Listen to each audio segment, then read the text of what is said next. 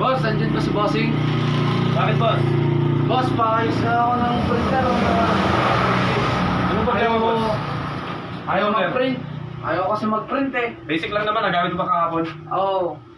Seryoso? Ikaw na naman yung kahapon, nagpaayos ng laptop na sira-sira eh. Oo nga eh. Pero ito, okay ba itong ano na ito, boss?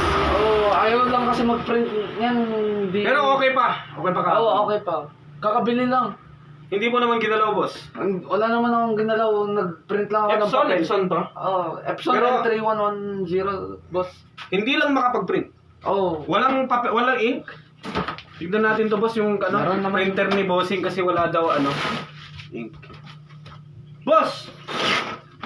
Bossing! Boss, tignan yung laptop. Boss! Ano nangyari dito, boss? Boss, pwede ba yan, boss?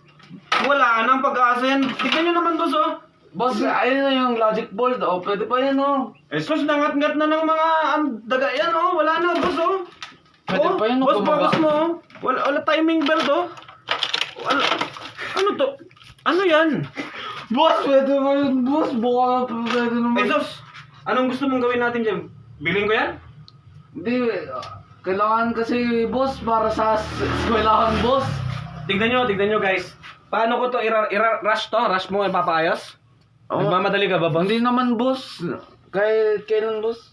Ano, kahit isang taon, isang taon bago natin maayos to. Sige lang, boss. Basta maayos lang. Kailangan kasi ng printer, boss. Seryoso kung ipapaayos mo pa to, boss, oh. Parang kinagat-kagat mo na to, eh. No? Ha? Yung timing belt mo, tapos yung pinagkagat. Boss.